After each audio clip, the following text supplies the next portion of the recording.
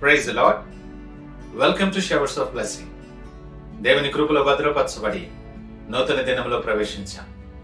ఈనాటి దేవుని వాగ్దానం, మీరు ఆపదను చూచి భయపడుచున్నారు.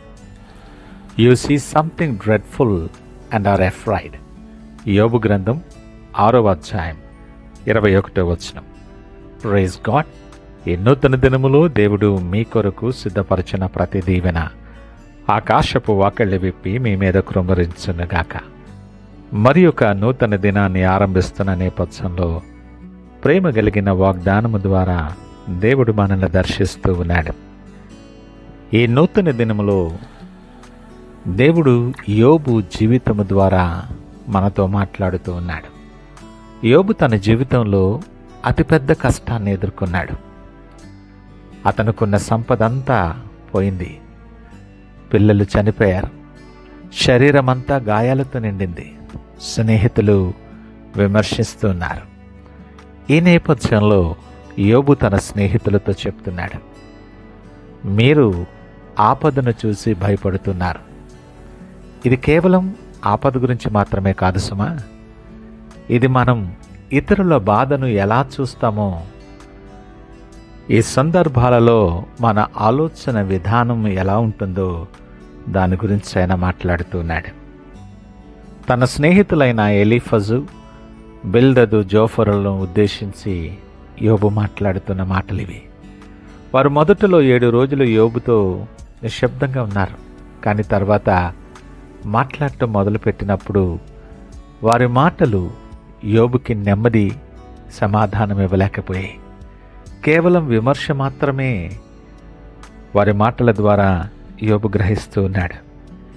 ఈ నేపథ్యంలో యోబు అంటున్న మాటలు, మీరు నా స్థితి చూశారు కానీ భయపడ్డారు. మీరు వెనక్కి తగ్గారు, నాకు సహాయం చేయలేకపోయారు. ఇది ఒక మనిషి తన బాధలో ఉన్నప్పుడు కలిగే నిరాశను సూచిస్తుంది.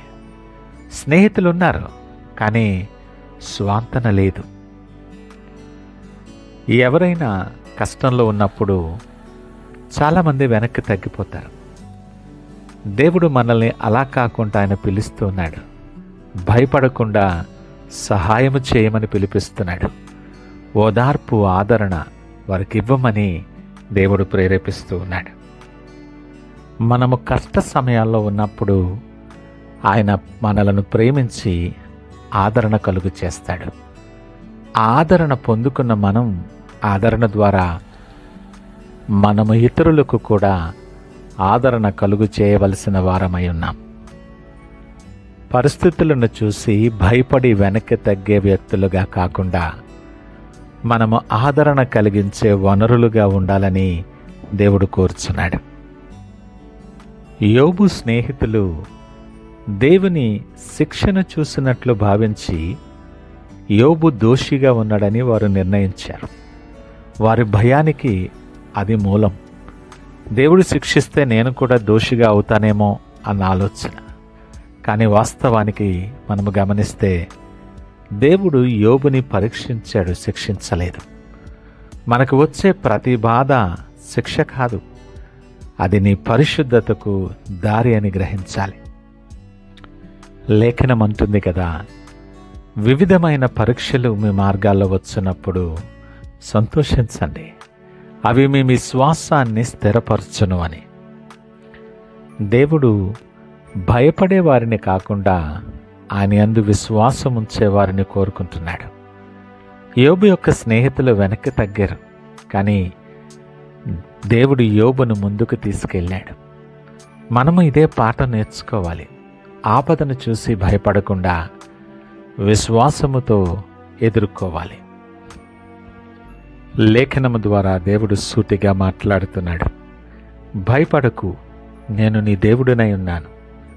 దిగులు పడద్దు, నేను నిన్ను బలపరుతును, నీకు సహాయము చేయవాడును నేనే అని సూటిగా మాట్లాడుతున్నాడు. యోబు గ్రంథంలో మనము గమనిస్తే సాతానుకు దేవుడు అనుమతి ఇచ్చాడు యోబును పరీక్షించమని. దేవుడు పరీక్షిస్తాడు కానీ నీ నాశనాన్ని కోరుకోడు, నిన్ను నాశనము చేయడు.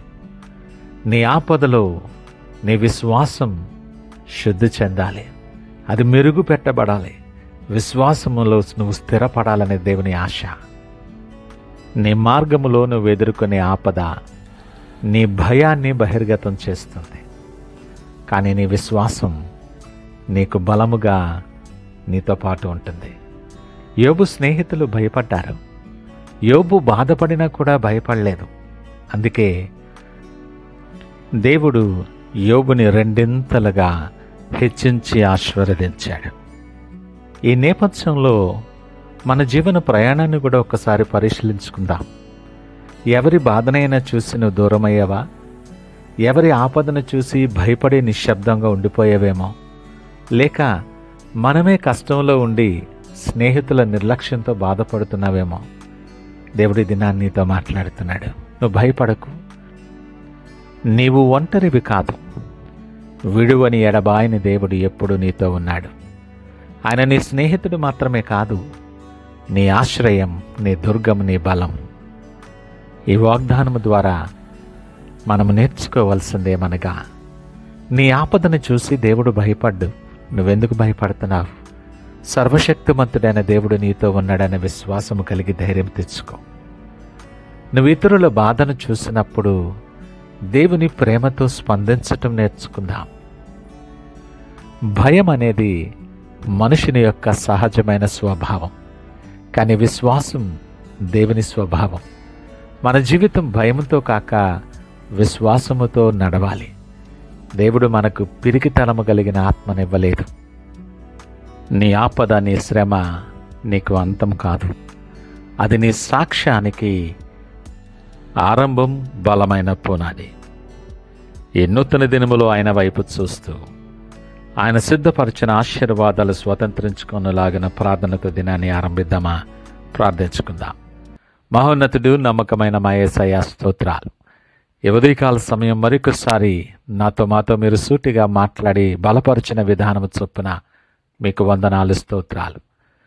నా మార్గములో నేను ఎదుర్కొంటున్న ఆపదలు, ఇరుకులు, ఇబ్బందులను చూసినప్పుడు నేను భయపడకుండా విశ్వాసములో స్థిరముగా ఉండే ధైర్యాన్ని, శక్తిని నాకు అనుగ్రహించు.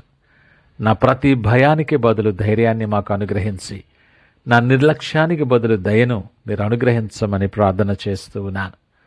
ప్రభా, సందేహించే నా మనస్సును మీరు మార్చి సంపూర్ణ విశ్వాసముతో నీ వైపు చూసే నిరీక్షణ నాకు దయచేయమని సకల మహిమ, ఘనత, ప్రభావాలు మీకే ఆరోపిస్తూ యేసు పరిశుద్ధ నామమున అడుగుచున్నాం తండ్రి. ఆమేన్. God bless you.